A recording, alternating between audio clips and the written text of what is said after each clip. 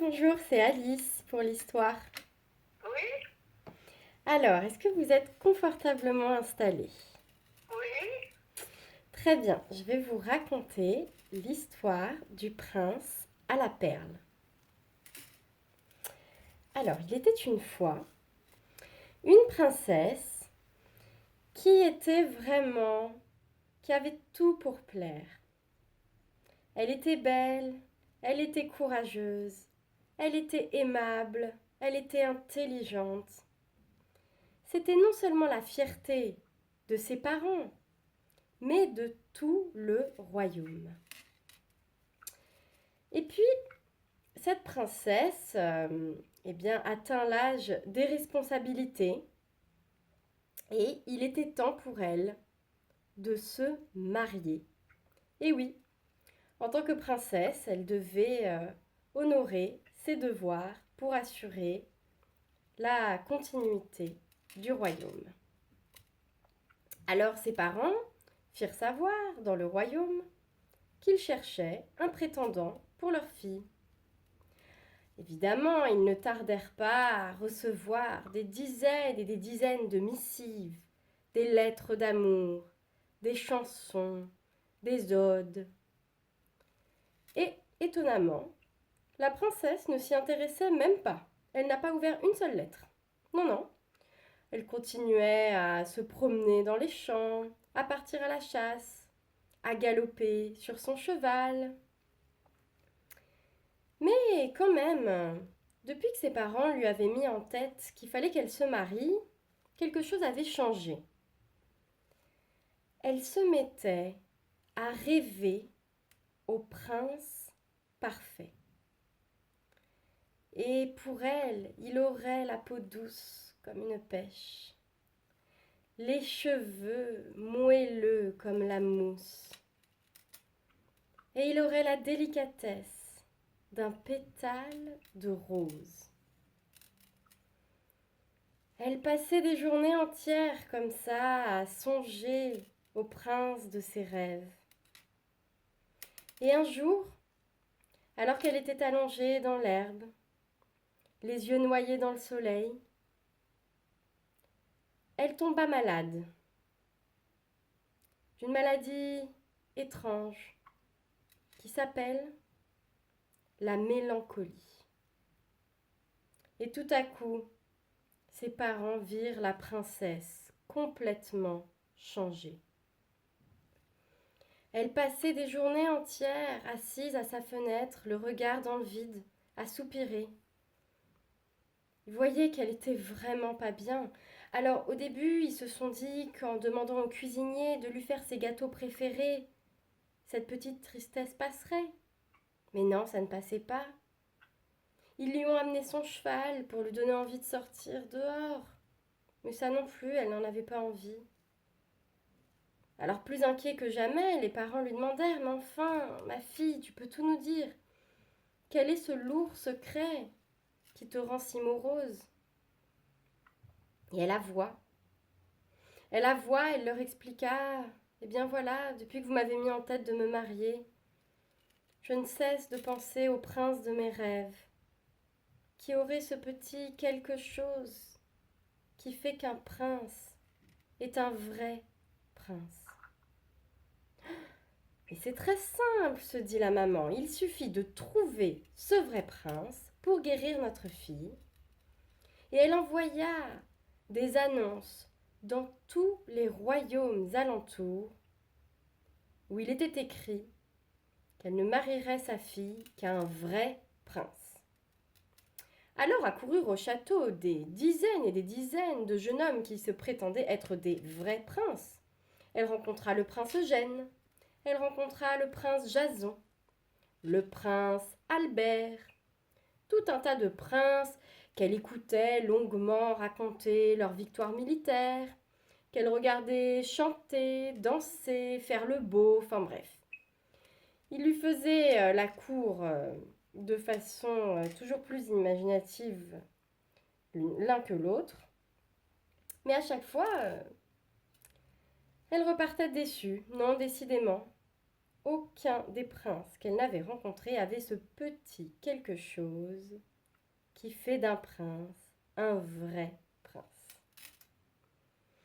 Et elle repartit de plus belle dans sa mélancolie. Bon, alors là, la reine tapa un petit peu du poing sur la table.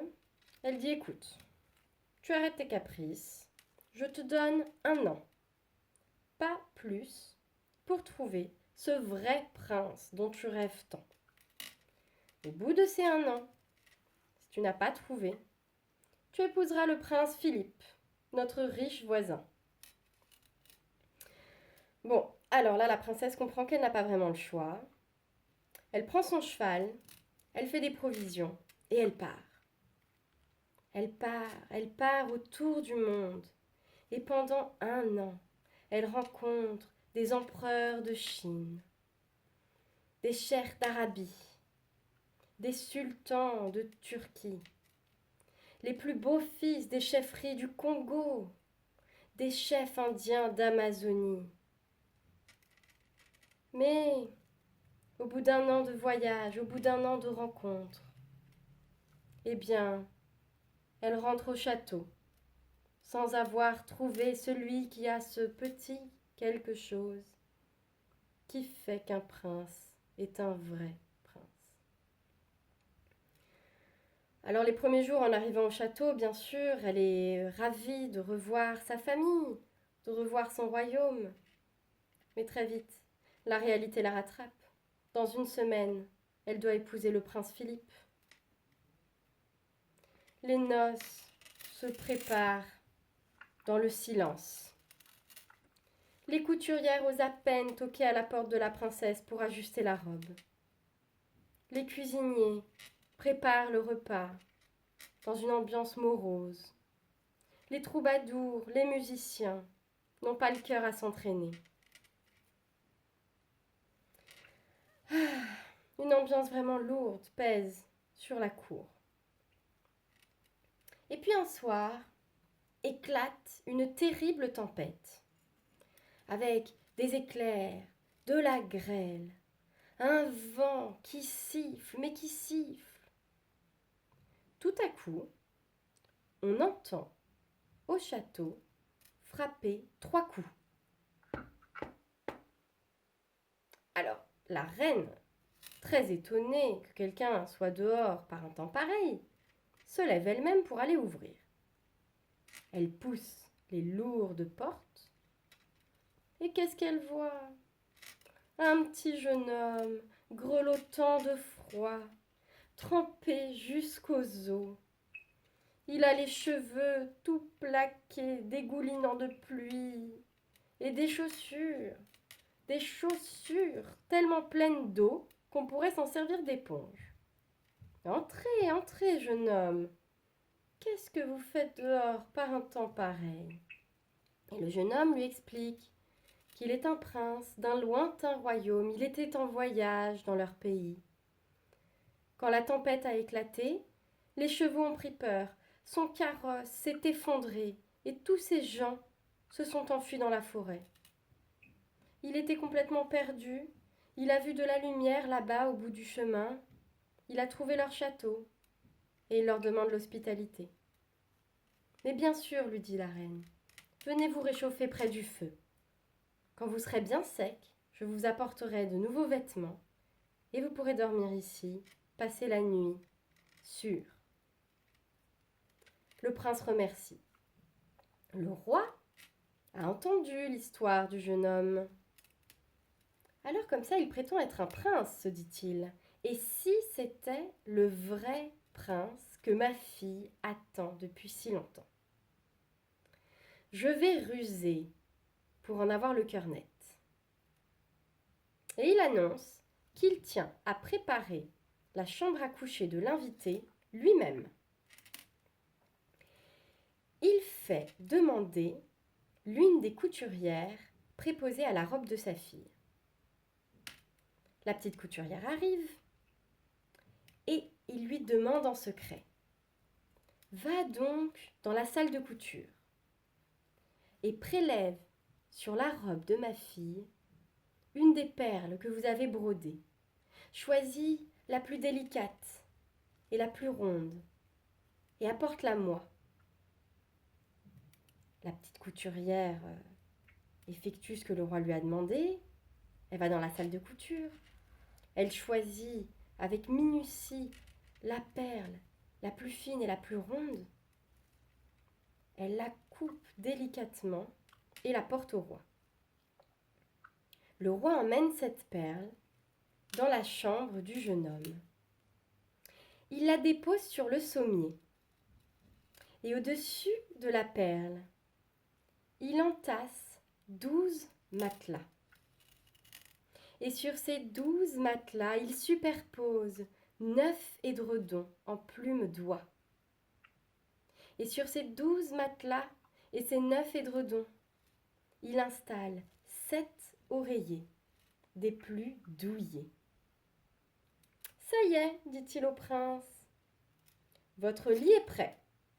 C'est le plus confortable que vous aurez jamais. » Et il aide le prince à escalader ce lit qui fait maintenant plus de 2 mètres de haut. Le prince, évidemment, a trouvé ça très étrange, mais par politesse, il n'a rien demandé. Il s'est dit, peut-être que c'est la coutume dans ce pays de faire des lits extravagants pour impressionner les voyageurs perdus. Bon, le château va se coucher. Et la princesse, notre princesse, eh bien, quand elle a entendu tout ce tohu-bohu dans la grande salle du château à une heure pareille, bien que tout à fait attristée à l'idée d'épouser le prince Philippe dans une semaine, elle n'a pas perdu son goût pour la curiosité, elle s'est échappée de sa chambre et elle est allée voir ce qu'il se passait dans la grande salle. Elle a ouvert la porte et dans l'entrebâillement de la porte, elle a aperçu ce prince tout crotté, plein de boue, avec les cheveux tout collés sur le visage. Au début, ça l'a fait pouffer de rire. Mais ensuite, quand elle a aperçu son beau sourire et son doux regard, elle a senti quelque chose dans son cœur qui lui faisait tout bizarre. Et elle s'est demandé si ce n'était pas lui, son vrai prince. Alors elle est allée se coucher, le cœur léger, et puis en même temps lourd, et puis léger à la fois, enfin vous voyez quoi. Quand on a ce petit quelque chose, ce petit je ne sais quoi, qui vous dit que vous avez rencontré l'amour. Le lendemain matin, elle est levée avant tout le monde. Alors, elle part faire un tour à cheval. Elle fait une petite séance de yoga. Elle prend un petit déjeuner gargantuesque. Elle a retrouvé le goût de vivre. Et elle attend avec impatience que le prince sorte de sa chambre. Quand le prince sort de sa chambre et rejoint tout le monde dans la grande salle du château pour le petit déjeuner, la première chose que tout le monde remarque, c'est ses cernes. Il a des cernes jusqu'aux joues. Alors le roi, plein de malice, lui demande « Eh bien, cher jeune homme, comment avez-vous dormi ?» Et le prince lui répond tout gêné « Oh, mon roi, les matelas étaient bien moelleux, les couvertures étaient chaudes à souhait, les oreillers étaient si douillés. Mais il y avait un petit truc qui me gênait, comme s'il y avait une pointe qui me traversait les côtes, et j'avais beau me retourner dans un sens, dans l'autre. Impossible de trouver le sommeil. J'ai le dos couvert de bleu. » Alors là, le roi et la reine sautent de joie. Ils ont compris. C'est un vrai prince. Car il n'y a qu'un vrai prince qui peut être assez sensible pour sentir une perle en dessous de 12 matelas, 9 édredons et 7 oreillers. Et là, la princesse aussi est folle de joie. Elle prend le prince par le bras. Elle l'emmène visiter son royaume. Elle lui montre les fermes alentours, lui fait une promenade en forêt. Elle l'emmène sur son cheval, elle lui raconte des histoires, lui chante des chansons. À la fin de la journée, le prince est tout à fait charmé. Alors, quand elle le demande en mariage, c'est tout naturellement qu'il répond « oui ». Et comme tout était prêt depuis une semaine pour ses noces avec le prince Philippe, on put tout de suite les marier. Ce furent des noces fabuleuses, magnifiques, extraordinaires. On en parla longtemps dans toute la contrée. Quant à la perle, le matin même, la reine était allée la récupérer dans la chambre du prince. Elle avait pris soin de la déposer dans une boîte en verre qu'elle a installée bien en vue dans le musée royal.